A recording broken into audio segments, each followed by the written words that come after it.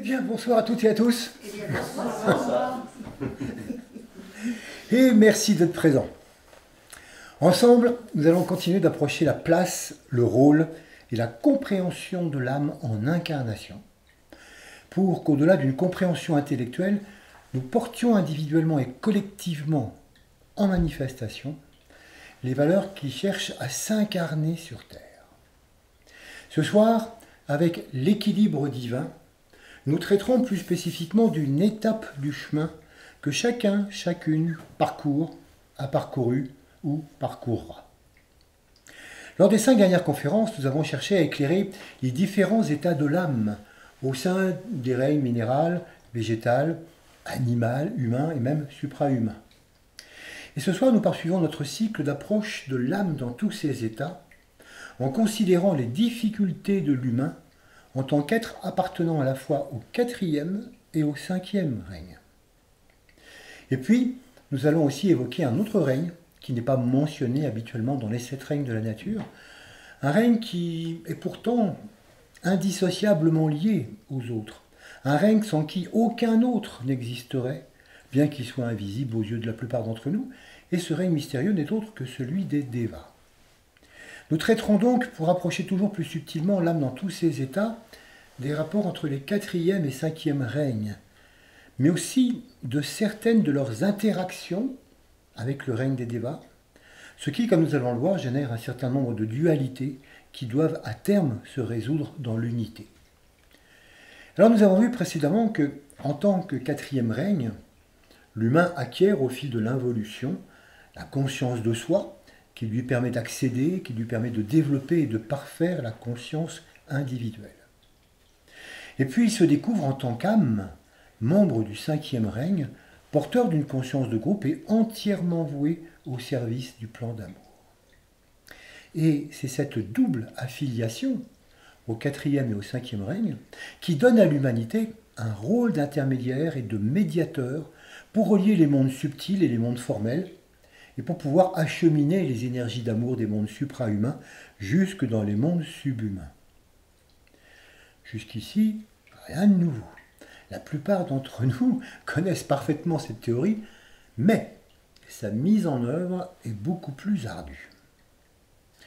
Du fait de son appartenance à 2 règnes, à 2 types de conscience, l'humain est confronté à de nombreuses dualités qu'il va lui falloir résoudre pour accomplir la mission pour laquelle il s'est incarné.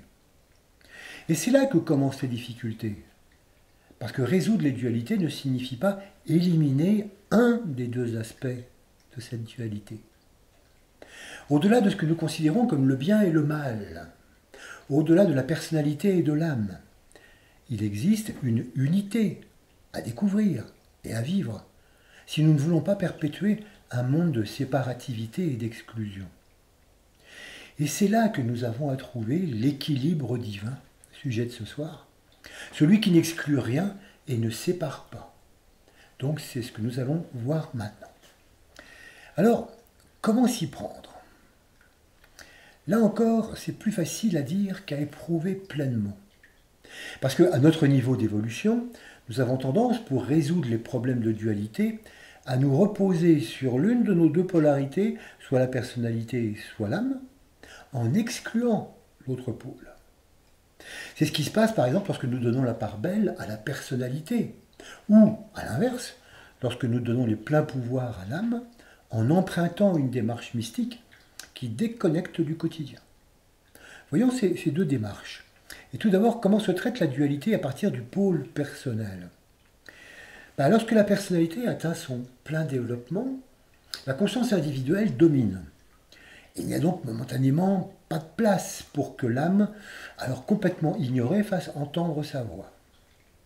Une grande partie de l'humanité ne connaît donc pas encore la dualité intérieure, parce que cette dualité intérieure n'apparaît que lorsque l'individu perçoit consciemment, ou pas, les vibrations de l'âme. Auparavant, les dualités sont extérieures et s'apparentent à des choix factuels, qui concernent des projets concrets, comme par exemple tel ou tel achat ou telle relation, obéir ou non aux lois humaines ou aux lois religieuses. Et il ne s'agit pas là d'une dualité qui affecte la conscience, mais simplement d'opter pour ce qui semble le plus opportun en fonction des circonstances. Ce n'est que lorsque l'âme commence à faire sentir sa présence et que la personnalité en ressent l'impact, que la dualité s'insinue, s'affirme jusqu'à créer parfois un schisme intérieur, tant les intérêts de l'âme et de la personnalité divergent. L'une travaille au plan d'ensemble, l'autre au plan particulier. L'une travaille au bien commun, l'autre au bien personnel. Et naturellement, plus l'intérêt porté aux autres et à l'ensemble s'accroît, et plus cela s'oppose inévitablement aux intérêts personnels. En proie à des tiraillements intérieurs parfois incessants. L'humain voit se complexifier les notions de bien et de mal qui varient du tout au tout selon la manière dont il les considère. Et d'ailleurs, c'est là qu'apparaît subtilement la relativité de ces notions, puisqu'elles varient complètement selon le niveau de conscience. Alors, pour tenter de sortir des dilemmes, pas de nombreux humains s'engagent dans une quête spirituelle, où prennent place l'étude et la méditation.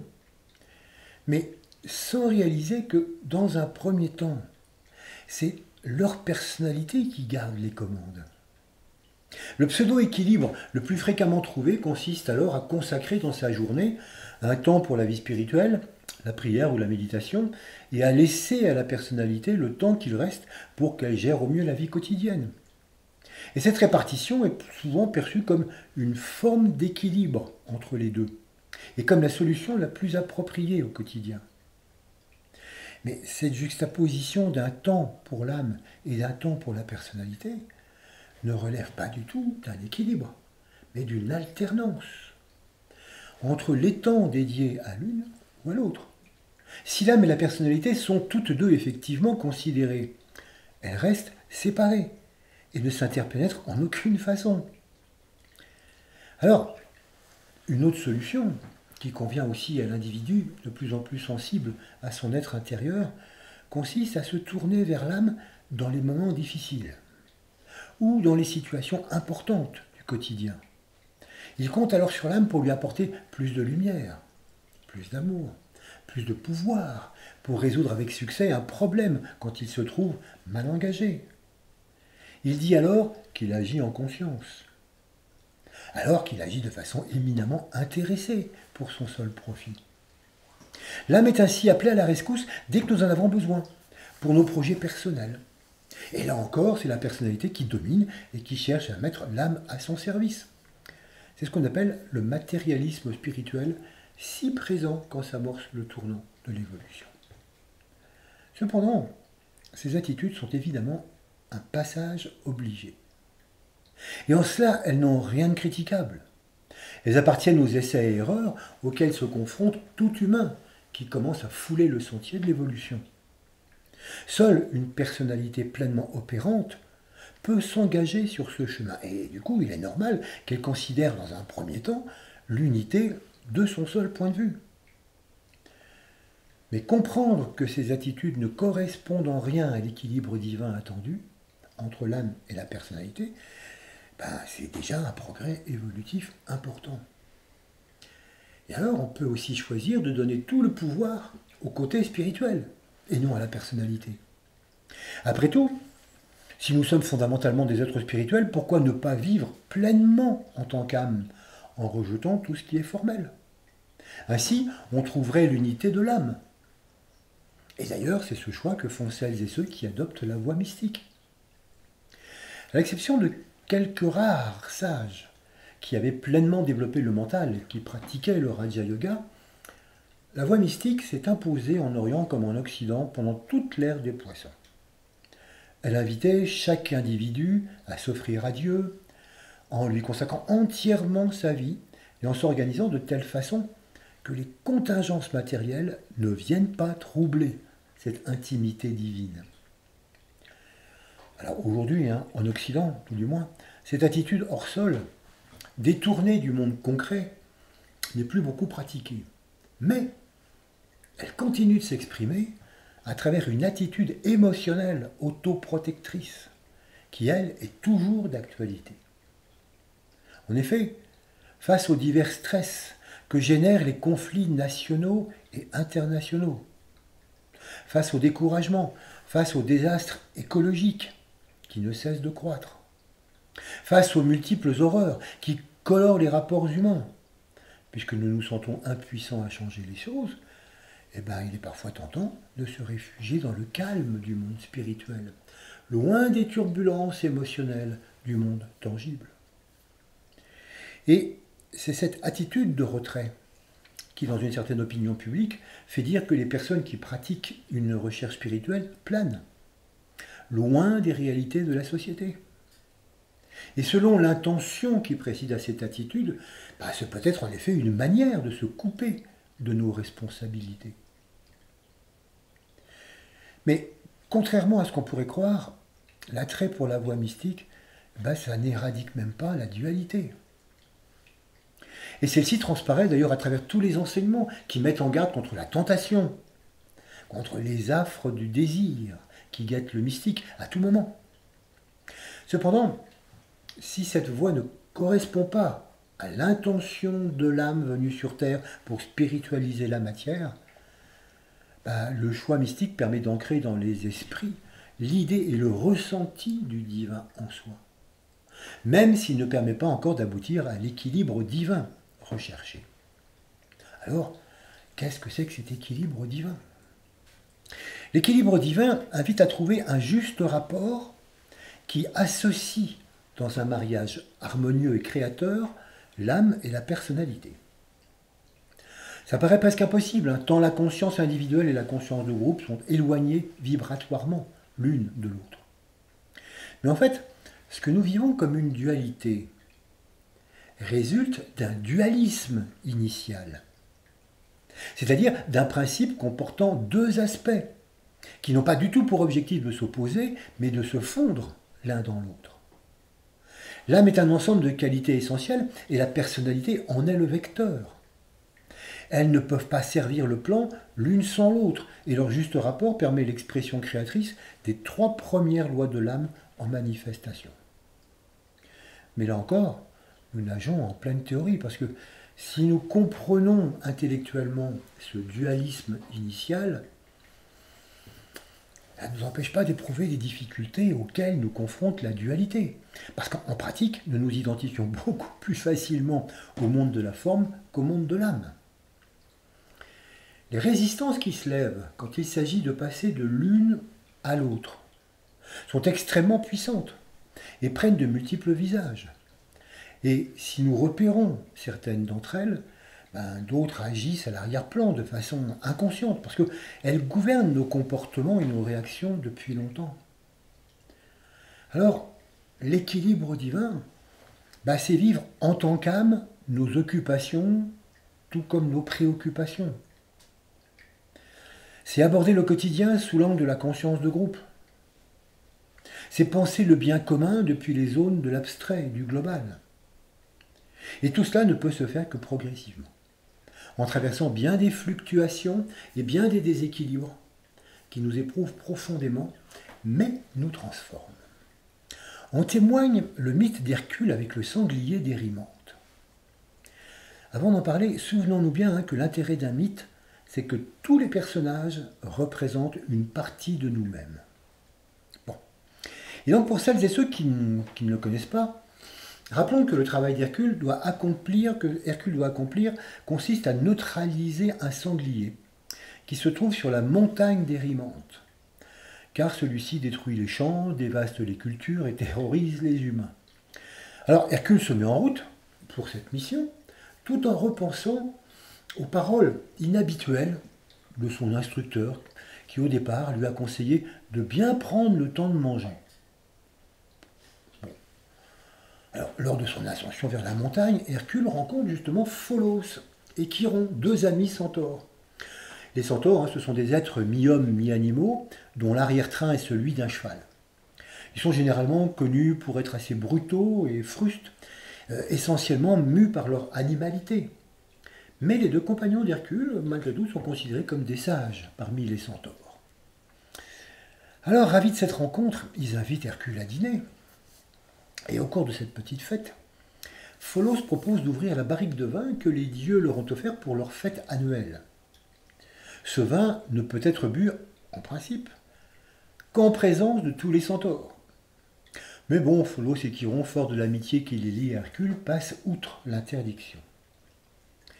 Le vin est extraordinaire. Hercule, égaré par la chaleur de l'amitié, le bien-être et l'ébriété, mais alors oublie complètement sa mission et le sanglier. Les vers se suivent et tous trois s'enivrent allègrement. Et le bruit qu'ils font alerte les autres centaures qui s'approchent et découvrent les trois amis en train de boire sans modération le vin destiné à leur communauté.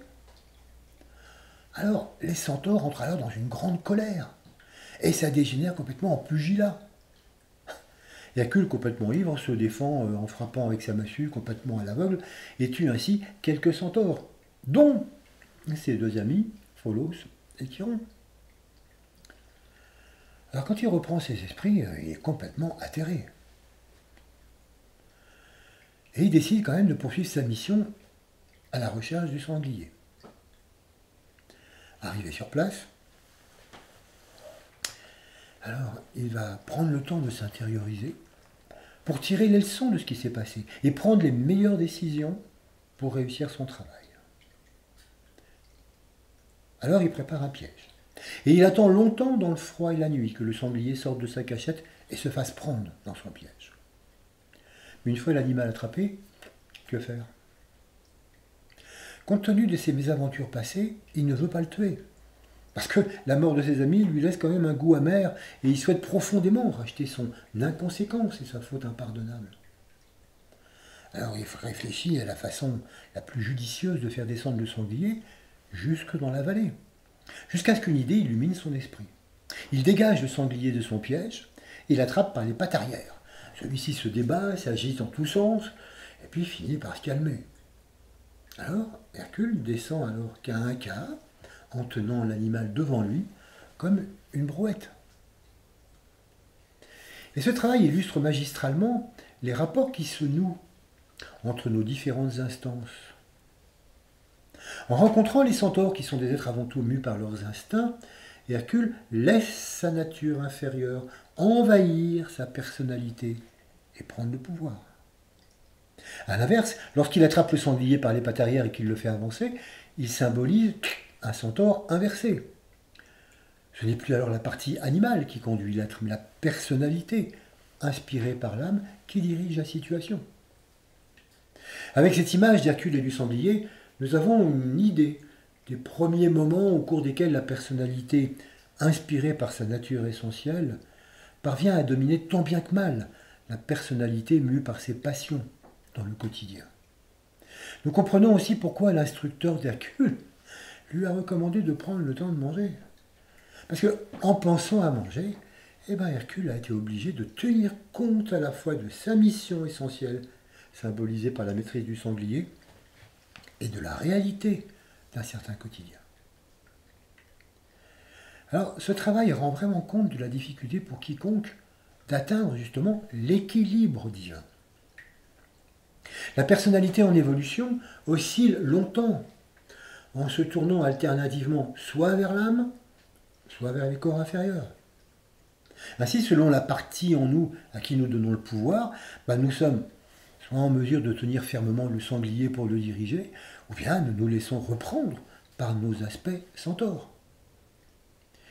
Et c'est en traversant de pareilles expériences, même si pour nous il n'y a pas mort de centaure, que nous prenons conscience du travail indispensable à mener pour repousser tous nos aspects centaures, pour repousser tout ce qui résiste, déforme et handicape la libre circulation de l'énergie de l'âme à travers nous, tout ce qui entrave la conscience de groupe et fait la part belle à la conscience individuelle.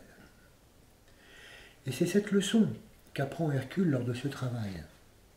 Il éprouve pleinement la dualité en se laissant happer par ses instincts de plaisir, puis en s'alignant sur l'âme qui lui inspire de nouvelles façons d'être. Et c'est là, à ce moment-là, qu'il comprend vraiment la puissance de la dualité qu'il pensait peut-être avoir résolue. Mais ce n'est qu'au cours du travail suivant, qu'il comprend vraiment la nature salvatrice de l'union entre l'âme et la personnalité. C'est en combattant l'hydre de Lerne qu'il éprouve la nécessité d'union totale avec l'âme. Seule solution pour repousser, pour dévitaliser tous les fonctionnements émotionnels qui coupent de l'essentiel. Pour mémoire, l'hydre de Lerne est un monstre qui vit dans un marais surmonté d'une couche de brouillard. Et elle sème la désolation dans une région où personne n'ose plus s'aventurer. Cet hydre possède de 9 têtes qui symbolisent les principaux différents, qui sont inhérents à chacun de nos corps. Et donc, pour le corps physique, par exemple, eh bien, il s'agit de l'utilisation égoïste de la sexualité, du bien-être et de l'argent. Pour le corps émotionnel, ce sont la peur, la haine et l'ambition. Et pour le corps mental, l'orgueil, la séparativité mentale et la cruauté. Naturellement, sans entrer dans les détails du mythe, lorsqu'Hercule voit l'hydre se dresser devant lui et l'attaquer, il commence par lui couper les têtes. Mais chaque tête coupée repousse en double, et Hercule comprend forcément très vite que ce n'est pas de cette manière qu'il va réussir à éliminer les têtes et les défauts qu'elles symbolisent. Et donc c'est en s'agenouillant, en s'unissant à l'hydre, en la prenant par les pattes et en l'élevant hors de la brume épaisse jusqu'à la lumière du soleil, qu'il peut venir à bout de ces têtes qui alors se dessèchent et se désagrègent. Dans cette approche, l'hydre représente la personnalité inférieure, essentiellement soumise aux influences de ces 3 corps. Et Hercule représente la personnalité qui cherche à les dominer et donc à repousser ce qui ne doit plus être pour n'avoir plus à se désoler des travers qui l'engloutissent encore régulièrement. Et c'est donc en prenant à bras-le-corps toutes les têtes qui gouvernent ces comportements, ces mirages, ces illusions séparatistes, qu'Hercule opère une première union, indispensable pour porter à la lumière de l'âme ce qui doit être repoussé pour permettre la libération. Le soleil symbolise la lumière de l'âme qui éclaire les aspects indésirables de la personnalité et active la loi de répulsion et impose de nouveaux choix qui modifient radicalement la façon d'être au monde. Parce qu'il faut bien réaliser que sans alliance avec l'âme, la personnalité est dans l'impossibilité totale de repousser quoi que ce soit et de s'auto-purifier. Elle ne peut pas se défaire de ce à quoi elle est pleinement identifiée. Ces 2 travaux d'Hercule mettent en évidence la dualité et donnent la direction pour la résoudre. Parce que le travail avec l'hydre nous renvoie directement à la 4e loi de l'âme, la loi de répulsion, que nous avons évoquée très brièvement à la fin de la dernière conférence et que nous allons revoir maintenant. Cette loi qui nécessite d'avoir commencé à vivre les 3 premières lois de l'âme n'est pas très difficile à comprendre, mais elle est vraiment difficile à mettre en œuvre. Alors vous pourriez me dire, pourquoi en parler? On ne pourra peut-être pas passer. D'abord parce qu'elle est la clé de notre avenir proche. En effet, une partie de l'humanité est en train de passer à la conscience de groupe. Et cette loi en est la clé psychologique. Et puis ensuite, parce que l'application de cette loi abstraite s'opère très graduellement, même lorsque nous n'en avons pas forcément pleinement conscience. Et donc, la comprendre et s'efforcer d'en vivre les prémices, c'est un premier pas pour parvenir à sa totale mise en œuvre, même si cela ne se réalise que dans une autre vie. Alors, que dire de cette loi? Déjà, si le mot répulsion sonne mal quand il est question de l'âme, c'est parce que nous ne comprenons pas l'incidence bienfaitrice de cette loi. La loi de répulsion, c'est une énergie d'amour qui permet d'adopter une attitude juste envers ce qui n'est plus désirable. Elle permet de repousser tout ce qui n'est plus en accord vibratoire avec les nouvelles orientations que l'âme impulse à travers la personnalité. Cette loi de répulsion n'amène pas à condamner ce qui a été, mais à repousser tout ce qui n'est plus compatible avec le nouvel état de conscience qui s'installe. Elle n'édicte donc pas une liste d'attitudes à éradiquer, Ce n'est pas un catalogue répertoriant ce qui est bien et ce qui ne l'est pas. Non, c'est une poussée énergétique qui permet à chacun de cultiver un discernement subtil, qui permet de distinguer intérieurement ce qui devient nécessaire de repousser pour être en phase avec sa nature essentielle. Alors, ce ne sont évidemment pas les comportements qui sont à repousser de façon factuelle et extérieure, parce qu'alors nous couperions les têtes de l'hydre comme Hercule. Non, ce sont les attitudes psychologiques, parfois très subtiles, héritées de la conscience individualiste qu'il convient de discerner et de reconnaître. Sous la poussée de l'âme, la loi de répulsion pourrait être appelée la loi des valeurs prioritaires. Si nous choisissons de vivre en conscience de groupe, quelles sont les valeurs à dévitaliser et quelles sont celles à prioriser? Et pour répondre à la loi de répulsion, deux attitudes intérieures sont fondamentales. La première s'impose sous la forme de l'impulsion à servir, et alors la seconde comme la nécessité d'obéir à la lumière présente en soi, et au plan qu'on pressent plus ou moins clairement. Alors aussi étonnant que ça puisse paraître, le service et l'obéissance sont les deux grandes méthodes de libération de l'humanité. Mais en quoi sont-elles efficaces? Le service, nous l'avons vu, est d'une part le mouvement naturel et fondamental, émanant de la radiance de l'âme à travers la personnalité. Et d'autre part, lorsque la personnalité se fait suffisamment silencieuse, c'est la capacité de recevoir à travers le mental les vibrations de l'âme et de les traduire en pensée créatrice. Le service amène l'humain donc à se décentrer de lui-même, à se décentrer de ses propres besoins et de ses envies particulières, pour s'ouvrir et se rendre disponible aux besoins de la société et du monde. Il implique un oubli de soi qu'on trouve résumé d'ailleurs dans le mantra bien connu. Par l'oubli de moi-même, je recueille tout ce dont j'ai besoin pour venir en aide à mes semblables. C'est le service qui ouvre le chakra du cœur, qui est en sommeil tant que l'individu reste centré sur lui-même, y compris d'ailleurs sur sa propre recherche spirituelle.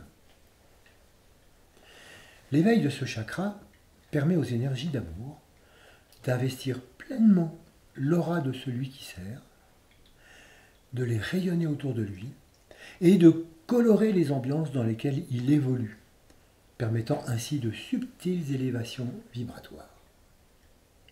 Et il est très important de commencer par le service et le cœur, parce que de nombreuses personnes ont tendance à vouloir mettre en œuvre la loi de répulsion pour elles-mêmes, dans un but de libération personnelle, dans un but de perfection individuelle.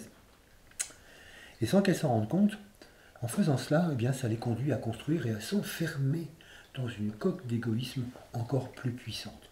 Voilà pourquoi il faut vraiment commencer par le service et le cœur. Servir, s'offrir pour le bien commun permet de préciser au fil de l'expérience nos motivations et de les réorienter si besoin, car ce sont elles qui dessinent les priorités d'ensemble à la base de toute avancée évolutive. Et alors la seconde attitude à laquelle répondre, c'est d'apprendre à obéir. Cette attitude ainsi présentée, sans plus d'explication, suscite habituellement aussitôt du rejet. L'obéissance est dans notre civilisation le signe même de la soumission. Alors, obéir à qui? À quelle autorité? Au nom de quoi? Ce sont les questions qui surgissent aussitôt. En fait, l'attitude d'obéissance demandée ne se fait pas en rapport avec quelque chose ou quelqu'un d'extérieur, mais en rapport avec l'âme qui vibratoirement nous incite à nous conformer à son essence. Il s'agit d'obéir à l'âme que nous sommes. C'est elle qui fait autorité sur nous. L'obéissance dont il est question ici répond au sens étymologique d'obéir, obouir, qui signifie écouter vers l'avant, écouter attentivement, écouter profondément le silence et l'essence, et ce qui en émane pour s'y conformer, sans qu'aucune obligation extérieure ne vienne s'insinuer dans ce dialogue entre l'âme et la personnalité. Obéir, c'est percevoir une ineffable évidence à mettre en œuvre et à découvrir pas à pas, sans en attendre de bénéfices personnels. Obéir à notre âme, c'est entrer dans un tout, en cherchant à s'y intégrer. Et ça provoque une expansion de conscience, une expansion de cœur, qui rend caduque l'attachement à nos désirs, tant ils semblent limités, limitants, face à la vie plus vaste dans laquelle nous pénétrons en répondant consciemment aux injonctions de l'âme. Alors là, évidemment, un certain nombre d'entre vous peut se dire, bon, ok, encore une fois, rien de nouveau. Servir, obéir, ça fait des années qu'on en entend parler. Oui, en effet, on connaît. Qu'en faisons-nous? Nous percevons en effet ces mouvements énergétiques qui nous incitent à nous tourner vers l'intérêt du plus grand nombre avant de nous occuper d'une autre. Nous connaissons ces impulsions qui nous poussent à nous oublier pour servir, ces invitations subtiles à organiser notre vie différemment et à penser autrement. Nous sentons ces élans qui font naître un engagement plus profond. Et nous savons parfaitement que c'est à tout cela qu'il convient d'obéir. Mais ce que nous constatons aussi, c'est que nous préférons parfois faire la sourde oreille, ou procrastiner quelque peu pour ne pas avoir à bouleverser notre existence. Même lorsque celle-ci ne nous convient pas pleinement, on y tient quand même et on refuse plus ou moins consciemment de répondre aux sollicitations de l'âme. Et lorsque parfois nous nous plaignons de ne pas suffisamment avancer, nous oublions que nous refusons d'obéir aux solutions que chuchote l'âme à notre oreille. Et dès lors, le mot de répulsion ne fait qu'effleurer la conscience et nous poursuivons notre route comme si de rien n'était. Et ce n'est que lorsque nous ne pouvons plus justifier nos manques d'investissement que l'engagement dans le service et la nécessité d'obéir aux impulsions de l'âme s'imposent et qu'une vie de discipline et de plus grande cohérence s'installe. Servir et obéir sont donc les deux premiers stades que nous pouvons vivre à notre niveau de conscience pour commencer à activer la loi de répulsion. En effet, tant que nous sommes en proie à la dualité, alternant entre des façons d'être de conscience individuelle et d'autres en conscience de groupe, nous ne pouvons pas progresser plus avant dans cette conscience globale. Cela, c'est que vraiment lorsque nous commençons à servir et à obéir, que la dualité s'estompe peu à peu, et que se dessine en filigrane le chemin qui mène vers l'unité. Alors nous commençons à vivre de justes rapports en nous-mêmes, avec les autres, et à ressentir les premiers effets de l'équilibre divin. C'est alors que des aspects plus subtils de cette loi incitent à poursuivre cette répulsion au-delà des premiers effets, et à trouver l'attitude vibratoire qui met fin à la dualité entre les opposés. Mais cet équilibre divin implique de se familiariser avec le monde des énergies et de pratiquer la discrimination vibratoire dont nous avons parlé justement le mois dernier. Alors, pour rappel, cette discrimination vibratoire, c'est une forme particulière de discernement. C'est une capacité d'identifier l'ensemble des énergies présentes dans chacune des manifestations individuelles et collectives en se servant d'une approche intuitive. Parce que cette discrimination vibratoire est inatteignable par le sol mental concret, totalement inapte à faire ce travail, qui ne peut être fait que par le mental abstrait connecté au plan de l'intuition. Dès lors, on peut à nouveau se demander, mais pourquoi parler encore une fois de ce qui nous échappe? Pourquoi consacrer de l'attention à ce à quoi nous ne pouvons pas avoir totalement accès, à ce qui semble être hors de notre portée de conscience? C'est parce qu'en fait, nous sommes sensibles à des qualités et à des savoir-faire dont nous ignorons bien souvent l'existence. C'est donc parce que nul n'est à l'abri d'un succès qu'il est important de comprendre cette démarche et d'y faire ses tout premiers pas. Pour bien comprendre ce processus, il faut se souvenir que toute existence a sa source dans les mondes subtils et se densifie progressivement jusqu'à apparaître en manifestation. Et c'est ce que nous avons vu quand nous avons traité de la naissance et du développement des différents règnes de la nature. Ainsi, tout ce que nos sens physiques et émotionnels captent, tout ce que notre mental concret perçoit, mais ce ne sont que des formes concrétisées d'énergie abstraite. Et donc dans ce monde de l'abstrait, où rien n'est séparé, évidemment, la dualité n'existe pas. Car le monde est un tout, une unité. La dualité apparaît à mesure que ces énergies se concrétisent au sein du mental, au sein de l'émotionnel et du physique, en se coupant progressivement de l'ensemble. Et c'est là qu'au niveau de l'humanité, la dualité prend racine. Et c'est pourquoi l'humain, identifié à son corps physique, perçoit le monde à travers des paires d'opposés. Pour lui, il y a ce qui est et puis ce qui n'est pas. Il y a le visible et l'invisible à ses yeux. Il y a l'audible et l'inaudible à ses oreilles. Et pourtant, ce ne sont que des champs vibratoires qui s'expriment sur un continuum sans frontières, que la limite de ces outils de perception ne lui permet pas encore d'appréhender. Et il en est ainsi également du monde de ses valeurs.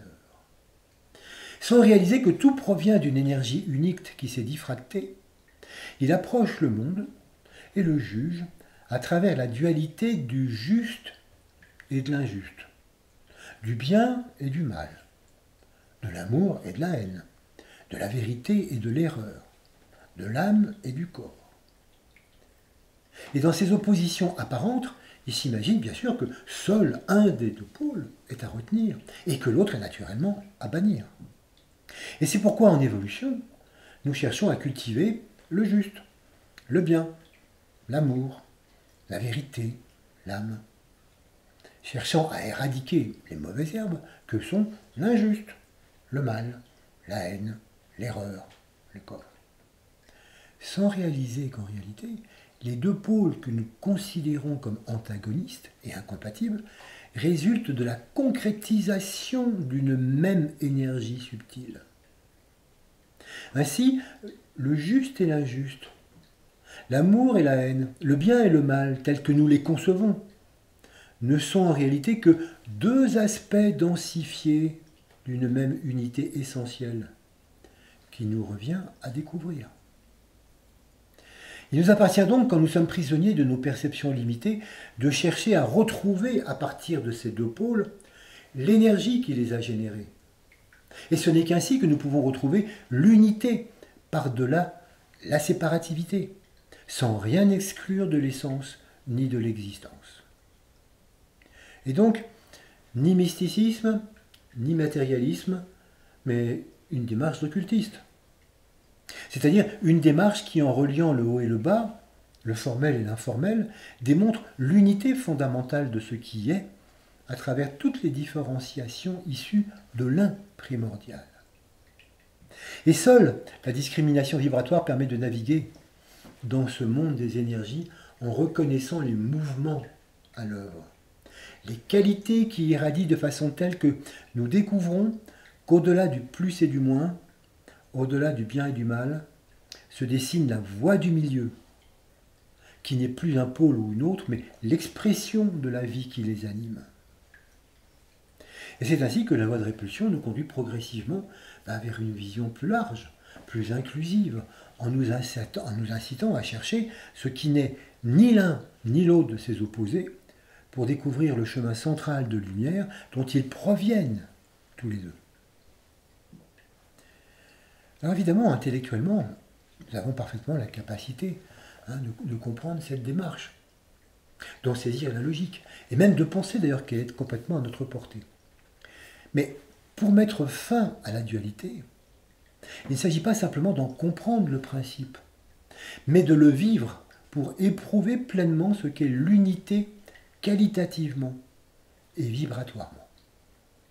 Il s'agit de vivre l'unité résultant de l'abolition des frontières, en commençant par percevoir en nous-mêmes que nous sommes un, âme et personnalité, que nous sommes un, âme différenciée au sein de l'âme une, et cependant unie et indissolublement liée. C'est ce vers quoi nous conduit progressivement la loi de répulsion. Et c'est en quittant les pôles de la dualité que nous rejoignons le cœur du cinquième règne qui nous met en phase avec un éprouvé d'unité. Mais ne nous leurrons pas, Parvenir à l'unité, c'est un vrai challenge pour les humains que nous sommes. Concevoir qu'il existe au-delà du bien et du mal nous invite à prendre la bonne direction. Mais il nous faudra encore quelques vies avant de dépasser la dualité qui pour l'instant est chevillée à notre conscience. Et là encore, il n'y a pas de bien, il n'y a pas de mal. L'éprouvé de la dualité est une étape essentielle sur le chemin du retour sur lequel ensemble nous cheminons. Et puis, il est quand même encourageant de se souvenir que lorsque la dualité habite notre existence, c'est bon signe. Eh oui, c'est une preuve de la poussée de l'âme qui cherche à prendre les rênes de notre personnalité. De même, savoir que la dualité ne se résout pas d'un coup de baguette magique, mais par petites touches progressives, ça permet de ne pas vouloir atteindre un idéal de libération trop rapidement, ce qui évidemment est impossible. Ainsi, compte tenu de notre âge de conscience, nous avons sans doute déjà repoussé certaines attitudes émotionnelles qui n'avaient plus lieu d'être. Nous avons certainement dépassé certains conflits intérieurs. Et nous avons éventuellement gagné des zones où s'éprouvent des bribes d'unité. Il reste à poursuivre inlassablement ce travail qui nécessite un engagement à servir et à obéir. L'humanité est ainsi sur le chemin qui mène à l'unité. Unité en elle-même, unité avec tout ce qui la constitue, unité avec ce qui l'entoure. Et c'est ainsi qu'elle va pouvoir progressivement reconnaître consciemment son alter ego, le règne des Devas, avec lequel elle doit s'unir pour devenir ce que les écrits ésotériques nomment l'hermaphrodite divin. Après le mariage donc interne de l'âme et de la personnalité, nous pouvons redécouvrir l'union qui nous lie au règne des Devas pour poursuivre consciemment l'œuvre d'amour sur Terre. Alors, qui sont les Devas? Les Devas sont un règne de la nature à part entière, même s'ils ne sont généralement pas comptés dans la classification usuelle qui dénombre 7 règnes de la nature. Cet apparent oubli s'explique d'une part parce qu'ils n'ont pas de forme dense, comme les autres règnes, mais aussi et surtout parce que c'est un règne qui est complètement intriqué et associé à tous les autres règnes. Deva est un mot sanskrit pour désigner ce qu'en français nous appelons ange ou esprit de la nature. Autant dire que tout ce que nous allons dire à leur propos risque fort de faire sourire les esprits rationnels. Mais dans l'au-delà du visible, il y a des mondes qu'il convient d'approcher et que la raison d'aujourd'hui ne connaît pas encore. Le règne des Devas est immense. Il représente l'ensemble de l'énergie substantielle présente au sein de notre système solaire et au-delà. Il accompagne, il soutient, il sous-tend tous les autres règnes, et tous les règnes sont constitués de et par leur énergie. Leurs champs d'expression sont si vastes que nous allons nous contenter d'évoquer quelques éléments que nous livrent les livres ésotériques à propos de certains Devas présents sur Terre et avec lesquels l'humanité doit coopérer. Donc, à notre niveau de compréhension d'humain, nous pouvons classer le règne des Devas en 3 catégories. La première est celle qu'on appelle des élémentaux. Ces élémentaux sont la substance même, constituant tout ce qui est énergie, mais aussi tout ce qui est matière. C'est à eux que nous faisons référence quand il est question des 5 éléments, que sont le feu, la terre, l'air, l'eau et l'éther. Ils sont les particules et les briques énergétiques des mondes tangibles et intangibles, et entrent dans la composition de tout ce qui existe. La deuxième catégorie est celle des Devas constructeurs. C'est à eux que revient la responsabilité de manipuler et de diriger les élémentaux pour élaborer toutes les formes qui existent sur tous les plans et pour doter l'invisible d'une consistance subtile vibrant sur l'ensemble des plans visibles et invisibles. Certains de ces Devas ne nous sont pas inconnus parce qu'ils peuplent les récits de notre enfance et de nombreux mythes en font état. Ce sont les esprits de la nature, les fées, les elfes, les naïades, les gnomes, les lutins, les salamandres. Tout un petit monde qui peuple les terres, l'air, la terre, l'eau, le feu, devenu pour nous un monde de légendes. Ils ont des états de conscience extrêmement variables, depuis les plus simples jusqu'aux plus élaborés. Enfin, il existe une catégorie de grands dévas qui gouvernent les dévas constructeurs et qui représentent dans le règne des dévas l'équivalent de ce que sont les initiés ou les maîtres de sagesse dans le règne humain. Reprenons chacune de ces trois catégories. Les élémentaux. Aussi difficile qu'il soit de le concevoir, donc les élémentaux sont la substance de toutes les formes physiques au sein de tous les règnes. Ils sont la base de la matière minérale, la base des cellules végétales, des corps animaux, et par conséquent à la base de nos propres corps. En un mot, ils constituent l'ensemble de la matière planétaire. Or, la matière n'étant qu'un aspect d'énergie, ils sont donc aussi la nature même de toute énergie. Ce sont eux qui constituent les 7 plans sur lesquels s'édifie la constitution humaine. Ils sont donc la substance même du corps éthérique, des émotions et des formes pensées, et de l'ensemble des plans des plus subtils aux plus denses. Toute lumière physique, toute radiation, toute énergie de rayon est également un flux d'élémentaux qui vibrent sur une certaine fréquence. Contrairement aux dévas constructeurs, qui sont sur l'arc évolutif, les élémentaux sont sur l'arc involutif, ce qui signifie que leur progression passe par une densification progressive. Et d'ailleurs, nous reviendrons plus tard sur les conséquences que ça implique pour l'humain. Leur état de conscience est impossible à imaginer, tant il est élémentaire. Et ils n'ont évidemment aucune conscience d'eux-mêmes, ni même de leur appartenance à une forme ou à un plan quelconque. Ils répondent automatiquement aux lois qu'on appelle les lois physiques. Et ils obéissent instinctivement et sans aucune réticence aux dévas constructeurs. Les humains n'ont pas à s'occuper des élémentaux. Ils n'ont pas à intervenir directement sur les élémentaux. Seuls les magiciens noirs le font lorsqu'ils veulent construire certaines formes pour asseoir leur pouvoir. Mais ils vont alors totalement à l'encontre des intentions du plan divin. Les élémentaux n'ayant aucune conscience de ce plan, ils obéissent à celles et à ceux qui savent les manipuler. Contrairement aux dévas constructeurs avec lesquels une coopération est nécessaire. Alors, justement, deuxième catégorie de dévas, les dévas constructeurs. Si les élémentaux sont la substance constitutive du visible comme de l'invisible, les dévas sont les véritables constructeurs des mondes. Ils sont des relais entre l'âme et les formes qu'elle crée, dans tous les règnes de la nature, du minéral aux étoiles. Nous avons traité pendant le printemps de la genèse et du développement des minéraux, des végétaux et des animaux, de la loi de sacrifice indispensable pour donner à l'âme l'impulsion de l'incarnation. Et nous avons vu comment les formes naissent, se développent et se transforment. C'est le travail créateur des dévas. Ils donnent naissance à toutes les formes avec la substance que constituent les élémentaux. C'est aussi d'ailleurs grâce aux dévas constructeurs que s'opère toute transformation, qu'il s'agisse de la fameuse transmutation des minéraux, de la poussée des végétaux ou de la métamorphose des animaux. Rien n'échappe à leur activité. Chacune des cellules de ce règne a sa place et fait œuvre de construction en fonction de son niveau d'évolution. Enfin, le travail dont se chargent les grands dévas concerne les plans fondamentaux des différents groupes d'âmes au sein de l'âme une. Ils perçoivent les structures formelles nécessaires au développement de l'âme d'une planète, d'un des règnes de la nature ou bien d'un individu.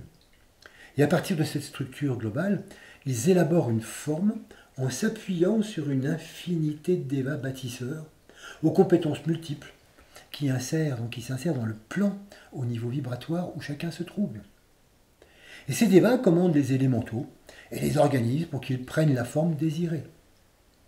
Les dévas constructeurs donc ont ce pouvoir parce qu'ils dirigent une substance qui n'est autre que celle dont ils sont constitués, parce que les élémentaux naturellement font partie des dévas comme nous l'avons vu. En ce qui concerne l'humain, les grands dévas ont organisé la substance de ces plans pour construire la structure essentielle des différents corps qui donnent à l'humain la forme que nous lui connaissons aujourd'hui.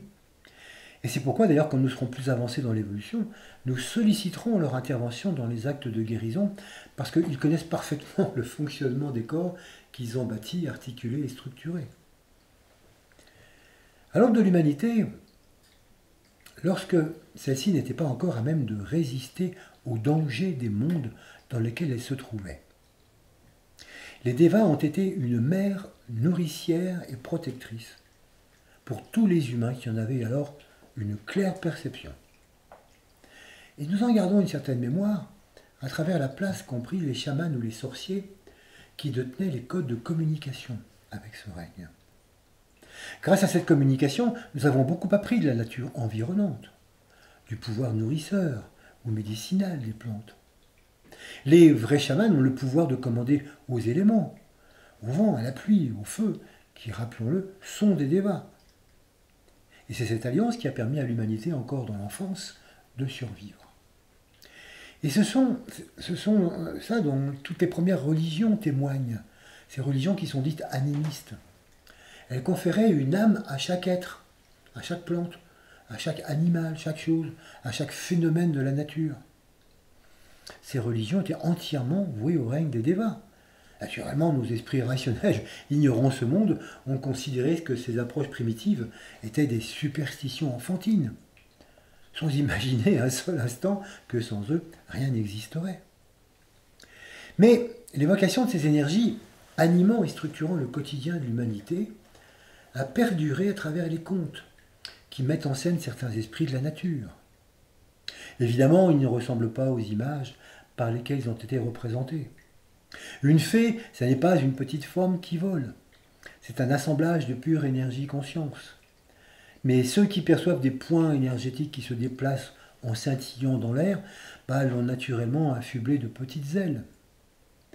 On a donc doté les fées, les elfes et l'ensemble des Devas de contours à notre image, permettant de nous les représenter et d'en parler comme des entités bien réelles.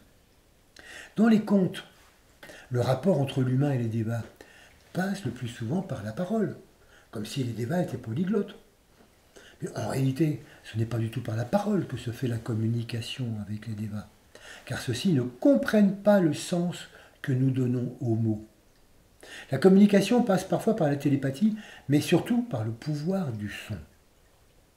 C'est en effet par la vibration que se fait la communication. En langage humain, on dit qu'elle se fait par le rythme, qui n'est rien d'autre qu'une fréquence vibratoire. Les sorciers, les chamans, les magiciens blancs utilisent des sons et des mots de pouvoir qui, en vibrant, invitent les Devas à construire dans un sens déterminé. La tonalité des sons, le rythme, accompagné d'une intention précise, parce que la pensée c'est aussi une vibration, permettent de demander la coopération des Devas pour manifester ce pourquoi on les appelle. Nous pouvons d'ailleurs constater la présence de ce processus chez les peuples premiers. Leurs rites et leurs cérémonies se déroulent sur des musiques et des chants rythmiques parce qu'ils savent qu'ils communiquent avec les Devas. Le rituel de la messe autrefois appelait les Devas. Et il en est de même aujourd'hui avec les rituels en franc-maçonnerie, même si beaucoup de maçons ignorent complètement le rapport entre rituel et Devas. Alors, quand on commence à explorer ce règne, un regard nouveau s'ouvre sur le monde. C'est un règne passionnant et très peu connu pour la plupart d'entre nous. Et nous n'allons pas d'ailleurs développer les différents types de Devas parce qu'ils sont innombrables. Contentons-nous d'en citer trois, particulièrement proches de l'humain. Il y a d'abord les Devas violets, qui sont le corps éthérique de la planète Terre et de tous les êtres vivants. Leur travail consiste à soigner, stimuler et entretenir en vitalisant tous les corps d'énergie. Il y a aussi les Devas verts, qui s'occupent de la végétation, du développement des plantes, des fleurs et des forêts. Et puis, il y a les Devas blancs, qui sont ce que diverses religions nomment les anges gardiens. Ce sont ces Devas qui sont proches de chacun d'entre nous, de la naissance à la mort, et qui nous prodiguent une certaine protection. Nous avons dit tout à l'heure que le règne de Devas et le règne humain représentent deux polarités qui ont à s'unir consciemment pour devenir une unité créatrice sur Terre. Mais pour ce faire, ce règne qui était la mère de l'humanité doit maintenant en devenir l'épouse. En effet, une fois l'humanité parvenue à une certaine maturité, elle a dû quitter sa mère pour acquérir son autonomie. Parce que le monde des Devas étant voué à la construction des formes, forme pensée, forme désir et forme physique, si l'humanité était entrée en contact intime avec les dévas, constructeurs, elle se serait enfoncée dans la facilité d'un matérialisme sans limite. Parce que quand on sait communiquer avec les dévas, on peut tout en obtenir. Et cette rupture, répondant au plan, a conduit l'humanité à se détourner des dévas, d'ailleurs jusqu'à en nier l'existence, ce qui était indispensable pour la protéger de tous les abus de pouvoir à sa portée, à mesure qu'elle développait le mental concret, la conscience individuelle et l'égoïsme croissant qui leur sont associés. Imaginez un monde où chacun utiliserait les dévas pour lui-même, pour faire la pluie et le beau temps. Imaginez la façon dont on pourrait transformer les élémentaux en armes climatiques contre n'importe quel pays ou pour asseoir simplement ses intérêts particuliers. Tant que nous ne sommes pas capables de coopérer avec eux pour le seul bien de l'ensemble, il est préférable que nous ne cherchions pas un contact trop proche. Tant que l'humanité n'aura pas atteint un certain degré d'impersonnalité, elle n'aura pas accès aux mots de pouvoir qui sont les clés pour travailler avec eux. Le plan a prévu cette protection, parce que mal utilisée, l'union des deux règnes représente un réel danger, tant pour les dévas que pour l'humanité. Et donc, c'est pour se préparer à cette union que l'humain doit d'abord parvenir à une union intérieure, en répondant consciemment à la loi de répulsion et à la loi de progrès de groupe. C'est un travail préliminaire. Cette union porteuse d'amour engendrera un profond respect pour les dévas, dépourvus de toute curiosité malsaine et de tout intérêt personnel. Et c'est quand l'humanité aura atteint sa pleine maturité que nous pourrons enfin nous unir. Après avoir été la mère de l'humanité, le règne des dévas en sera l'épouse. Et alors, ensemble, les humains et les dévas penseront de nouveaux projets pour aider l'évolution de tous les règnes et matérialiseront ces idées à valeur d'ensemble. Ensemble, ils participeront à l'avènement d'un équilibre divin qui échappe encore totalement à notre entendement. Et ils engendreront ce qu'on appelle l'hermaphrodite divin, qui est l'expression des pleines qualités de l'unité sur tous les plans. Mais en attendant d'en arriver là, nous pouvons quand même mettre en œuvre au quotidien deux attitudes capitales qui sont des prémices de cette coopération. Il nous faut d'abord bien réaliser que tous nos corps sont constitués d'élémentaux. Or, comme nous l'avons vu, les élémentaux involuent et tendent à nous faire descendre vibratoirement si nous ne leur imposons pas un état de conscience différent. C'est ce qui permet de comprendre la phrase de Goethe « Qui n'avance pas, recule ». En effet, si nous n'impulsons pas un élan évolutif à notre vie, ce sont les élémentaux qui constituent nos corps inférieurs qui prennent le pouvoir, freinent notre évolution et qui nous poussent à cristalliser en diminuant nos fréquences vibratoires. Et c'est pourquoi il est indispensable de se soumettre consciemment à la loi de répulsion. Elle impose un état de conscience évolutif qui repousse les élémentaux à leur place et les empêche de constituer un barrage à la libre circulation des énergies de l'âme. C'est cette loi qui fait taire et qui transmute les émotions égoïstes. C'est elle qui permet de quitter le monde des opinions toutes faites et de sortir des a priori. Car aussi surprenant que ça paraisse, nos émotions, nos désirs, nos préjugés sont faits de briques élémentales qui nous conditionnent, nous gouvernent, si nous ne les repoussons pas pour élever les fréquences énergétiques de nos différents corps. Et donc, la dualité que nous éprouvons, elle n'est due qu'à la présence d'élémentaux qui nous tirent vers le bas. Parce que leur objectif, c'est d'involuer pour atteindre le point le plus dense de la manifestation. Nous devons donc sans cesse affirmer intérieurement le plan d'amour, le plan d'évolution pour lequel nous nous sommes incarnés. Parce que lorsque nous nous laissons à de violentes colères, nous nous laissons aller à de violentes colères, à de fortes passions, ou au contraire à de l'abattement, lorsque nous cédons à l'alcool, à différentes drogues, à certaines nourritures vibratoirement trop lourdes, ce sont nos élémentaux qui reprennent aussitôt le pouvoir et nous entraînent avec eux dans l'involution. Et c'est exactement ce qui est arrivé à Hercule lors du repas avec les centaures, et qui a conduit à la mort de ses amis.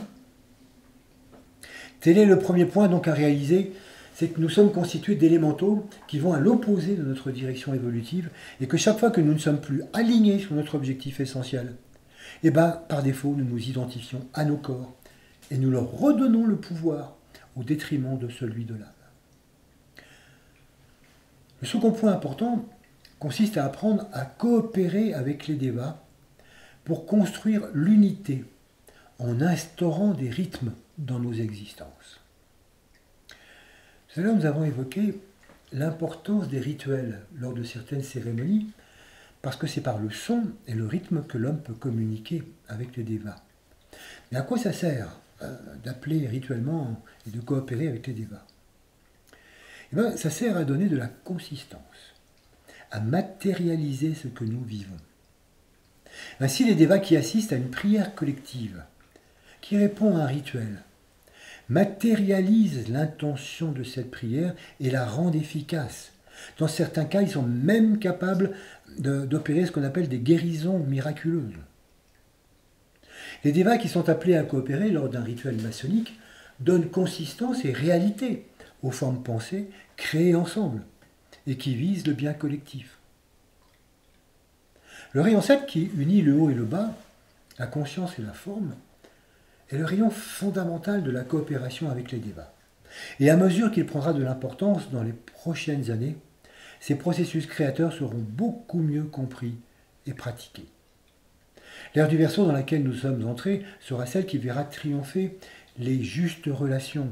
Et c'est en instaurant de justes relations avec les devas que nous pourrons collectivement matérialiser les vibrations d'amour sur Terre.